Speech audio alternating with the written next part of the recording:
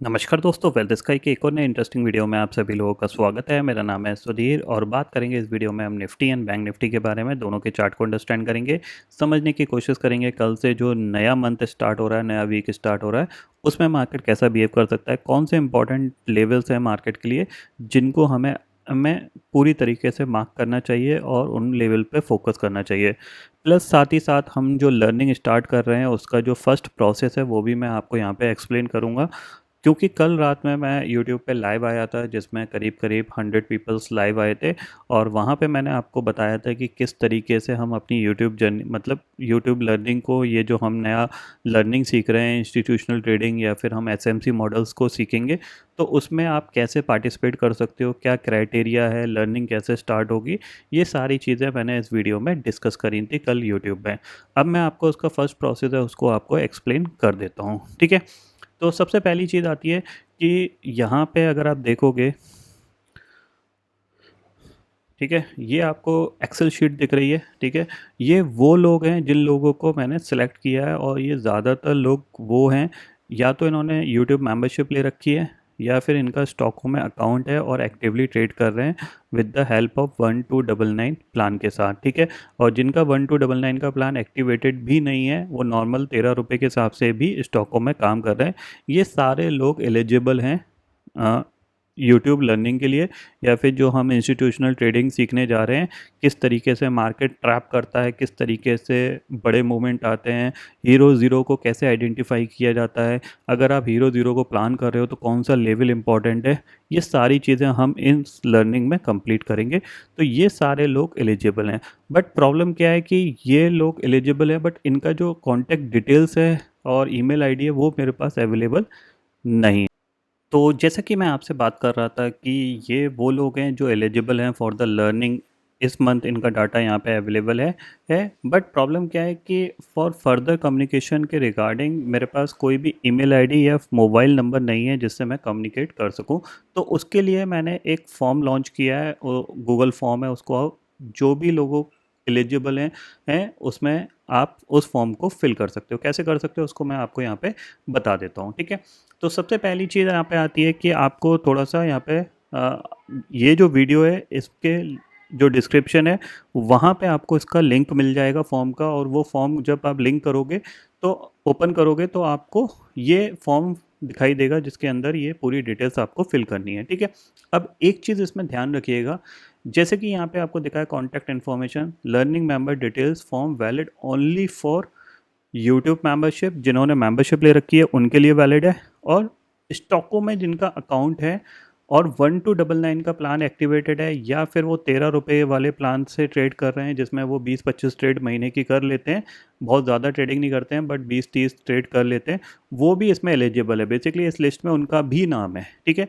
तो आपको क्या करना है, आपको अपनी डिटेल्स फिल करनी है। कैसे करोगे आप, यहाँ पे अपना नाम डालना है, ठीक है, ईमेल आईडी डालनी है और मोबाइल नंबर डालना है, ठीक है। और कमेंट्स में आपको यहाँ पे डाल देना है, अगर आपने यूट्यूब मेंबरशिप ले रखी है तो आप यूट्यूब मेंबरशिप लिख दीजिए, और अगर आपने स्टॉको ट्रेडर अकाउंट है आपके पास तो स्टॉको में अकाउंट है तो आप स्टॉको का अकाउंट और प्लस आप अपनी आईडी मेंशन कर दीजिए जो आपकी आपको स्टॉको ने प्रोवाइड करी होगी। ये आप देख रहे हो, ये आपकी आईडी इस तरीके की आपको मिली होगी, ठीक है।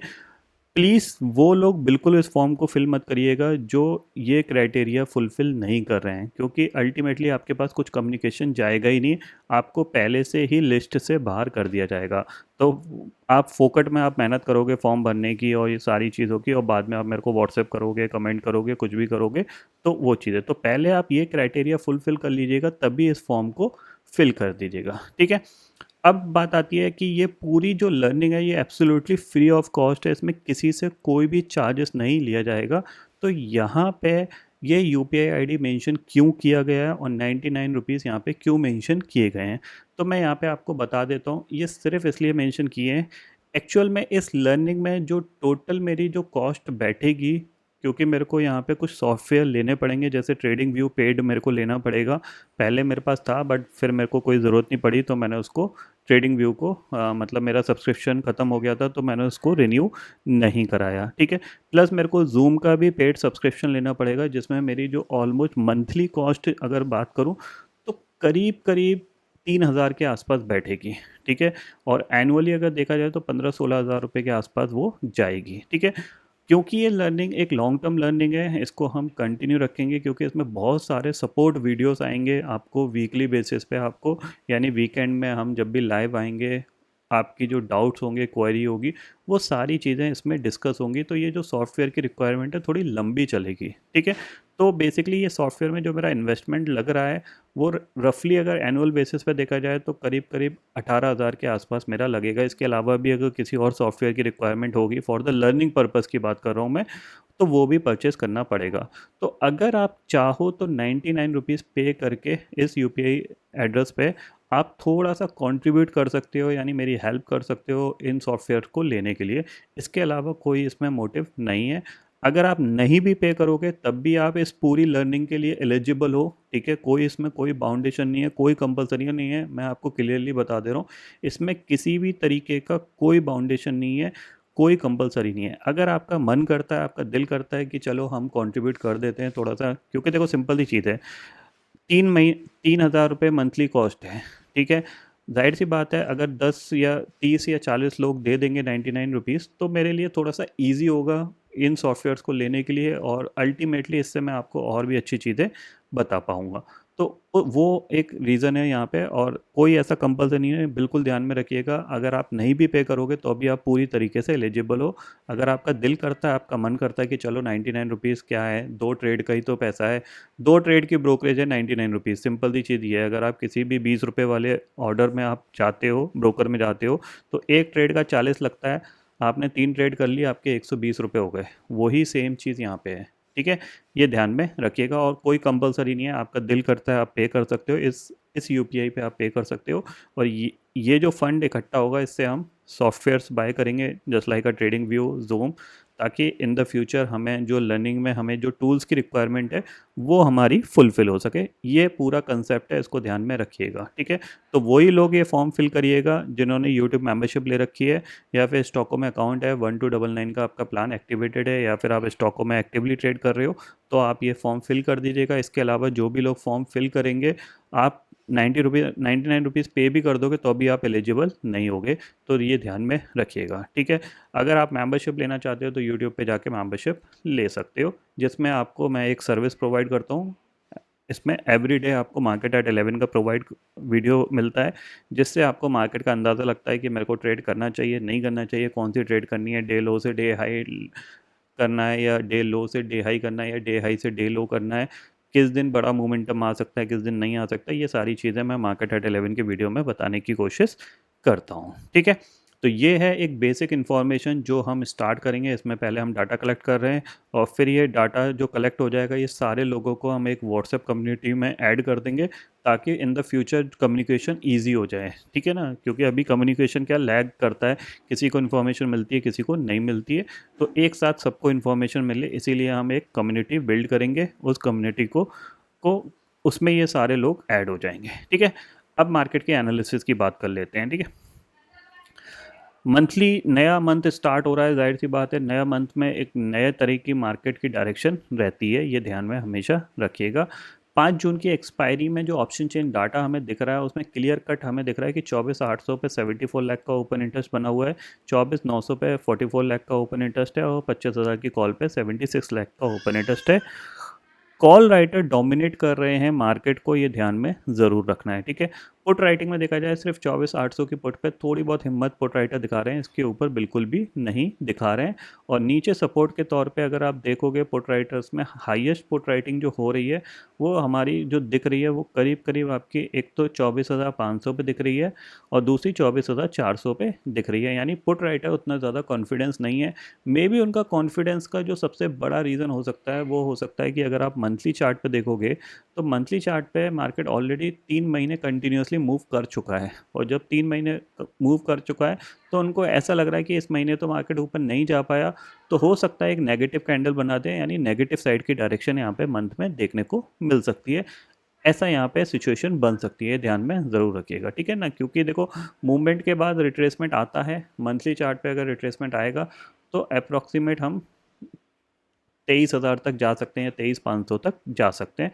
वही यहाँ पे चीज़ यहाँ पे देखी जा रही है, इसीलिए कॉल राइटर्स एग्रेसिव हैं, पुट राइटर उतने ज़्यादा एग्रेसिव नहीं है। ठीक है, डे चार्ट पे अगर आप देखोगे तो लास्ट कुछ दिनों में मार्केट ने कुछ नहीं किया है। अगर आप देखोगे तो एक पर्टिकुलर रेंज के अंदर स्टक है जो कि 500 पॉइंट की रेंज है। ठीक है, इतना आपको यहाँ पे समझ में आ गया होगा। थोड़े से हम बेसिक रेजिस्टेंस लेवल और सपोर्ट लेवल को आइडेंटिफाई कर लेते हैं।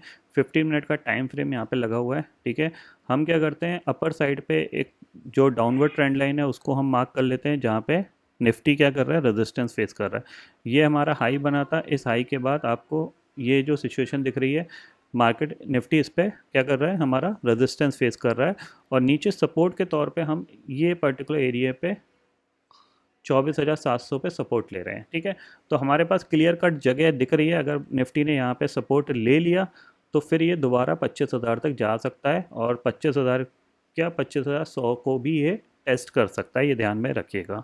ठीक है, इसका मतलब क्या है कि अगर यहाँ से कोई प्राइस एक्शन पॉजिटिव बनना स्टार्ट होता है तो डेफिनेटली आप 25,000 के टारगेट के लिए आप बाय कर सकते हो, कोई प्रॉब्लम वाली बात यहाँ पे नहीं है। ठीक है, अगर कोई शार्प मूव में ये ऊपर की तरफ चला जाता है रेजिस्टेंस फेस करने के लिए, मतलब मान लो खुला खुलते ही ये रॉकेट बन गया 100, 150, 200 पॉइंट, तो ये लेवल एक रेजिस्टेंस लेवल होगा, तो यहाँ पे हम सेलिंग का प्लान करेंगे। ठीक है, तो हमें क्या करना है, हमें थोड़ा सा वेट करने देना है मार्केट को मूवमेंट करने के लिए।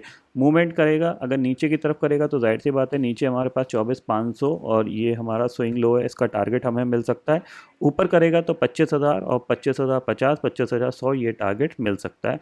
तो थोड़ा सा हमें मूवमेंट आने का वेट करना है। ठीक है ना, क्योंकि अभी हम रेंज में हैं, इस रेंज के अंदर हैं। अब इस रेंज के बाहर निकलेंगे तब हमें एक जगह मिलेगी जिसके पॉइंट पे हम ट्रेड ले सकते हैं। ठीक है, बैंक निफ्टी की बात करें तो बैंक निफ्टी आपको दिख रहा है क्लियरली, इसमें कुछ ज़्यादा समझाने की ज़रूरत है नहीं, मैं बात करूं, क्योंकि यहाँ पे आपको रेंज है, पहले गया रिट्रेस हुआ, दोबारा गया रिट्रेस हुआ है, उसके बाद फिर गया, फिर रिट्रेस हुआ, फिर गया, फिर रिट्रेस हुआ।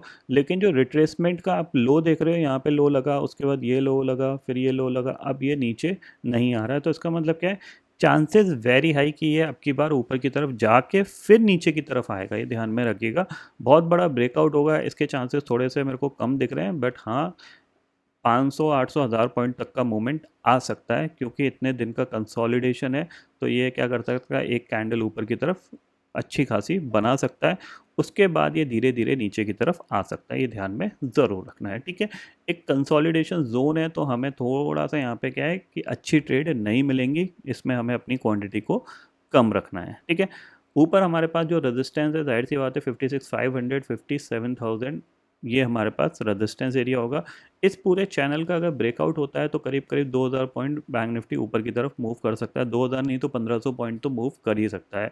तो इसके ऊपर प्राइस एक्शन अगर पॉजिटिव बनता है ये और मूव करता है, तो हम एटलीस्ट 1000-1200 पॉइंट से पहले इसको शॉर्ट नहीं करेंगे, या फिर हम जब तक मार्केट मूव कर रहा है, जब ये होल्ड करने लगेगा तब हम कुछ शॉर्टिंग का प्लान करेंगे। ठीक है, क्लियर कट यहाँ पे सारे लेवल्स मैंने आपको यहाँ पे बता दिए हैं। अब दूसरी चीज़ क्या है कि ये मंथ क्यों रिट्रेस कर सकता है, क्योंकि ये थोड़ा सा अब ना अपने मूविंग एवरेज से फार जा चला गया। अगर आप 200 डे मूविंग एवरेज देखोगे तो करीब 51,500 है, इससे ये बहुत ज़्यादा फार चला गया है। तो अब ये अपने मूविंग एवरेज के पास धीरे धीरे दोबारा से आने की कोशिश कर सकता है, ये ध्यान में रखिएगा। अगर ये मंथ भी अगर ये पॉजिटिव बंद होता है तो नेक्स्ट मंथ ट्राई करेगा। ठीक है, इतना आपको यहाँ पे समझ में आ गया। दूसरी चीज़ क्या है कि अगर आप प्राइस एक्शन के पॉइंट ऑफ व्यू से देखोगे यहाँ पे, तो एक बड़ा मूवमेंट यहाँ पे हमने देखा, उसके बाद हमने एक रिट्रेसमेंट देखा है, और ये हमारे पास जो लैग थी, इस लैग में ये कंसोलिडेशन कर रहा है। तो मुझे लगता है कि अगर ये थोड़ा सा ऊपर गया और एक फॉल्स ब्रेकआउट यहाँ पे जनरेट हो गया, तो ये थोड़ा सा शार्पली नीचे आ सकता है 54,000 तक, जो कि आपको एक एम पैटर्न का कंप्लीशन दिखाएगा। ठीक है, इसीलिए मैं ये बोल रहा हूँ कि ये जो पर्टिकुलर एरिया रेजिस्टेंस एरिया है, तो यहाँ पे आपको एकदम से ट्रैप नहीं होना है, कोई भी ब्रेकआउट से तुरंत एकदम से कूद के बाय नहीं करना है। लेट देम वेट, मार्केट क्या कर रहा है, ब्रेकआउट हुआ, फॉलो अप बाइंग आ रही है नहीं आ रही है, वो चीज़ देखना बहुत ज़रूरी है। यहाँ पे मान लो इसने ब्रेकआउट किया but follow up buying I नहीं, अगले दिन ये नीचे गिर गया, तो एक ब्रेकआउट फेलियर का यहाँ पे चांसेस बन सकता है, इस जगह एक ब्रेकआउट फेलियर का ट्रैप बन सकता है, ये ध्यान में ज़रूर रखना है। ठीक है, और ये एनालिसिस कोई एक दिन के लिए नहीं है, 2-3 दिन आपकी वैलिड रहेगी, इसको आप ध्यान में ज़रूर रखिएगा। ठीक है, तो निफ्टी हो गया, बैंक निफ्टी हो गया। Global market last trading session में थोड़े से गिरे थे, बट क्लोजिंग फाइनली ऊपर आई, तो ग्लोबल मार्केट में भी कोई ज़्यादा प्रॉब्लम नहीं है। तो सेंटीमेंट वाइज जो दिख रहा है मार्केट वो पॉजिटिव ही दिख रहा है, बट स्टिल हम रेंज में हैं, तो कंसोलिडेशन करेंगे, रेंज से बाहर जाएंगे तो हमारे पास एक मोमेंट की यहाँ पे दरिया जगह मिल सकती है। निफ्टी के लिए जो जगह दिख रही है वो करीब करीब 300 पॉइंट ऊपर दिख रही है, और नीचे भी देखा जाए तो 300 पॉइंट के आसपास दिख रही है। तो एक बड़ा मूवमेंट यहाँ पे आना चाहिए, स्पेशली सेंसेक्स की एक्सपायरी में हो सकता है या वेडनेसडे के ट्रेडिंग सेशन में हो सकता है। मतलब बड़ा मूवमेंट क्या, मतलब वही 200-250 पॉइंट निफ्टी मूव कर सकता है, either up side either down side. ऊपर करेगा तो bank Nifty most probably support करने की कोशिश करेगा, तो बैंक निफ्टी आपका 56,500 56,700 आपको देखना पड़ेगा। ठीक है, तो फिलहाल दोस्तों इस वीडियो में इतना ही है। आई होप ये वीडियो आपको पसंद आएगा। वीडियो पसंद आता है तो लाइक और शेयर ज़रूर करिएगा, और चैनल को जो सब्सक्राइब कर लीजिए, क्योंकि मैं सुधीर लेके आता रहूँगा हर दिन आपके लिए नए नए वीडियो। इसी के साथ शुक्रिया दोस्तों, जय हिंद।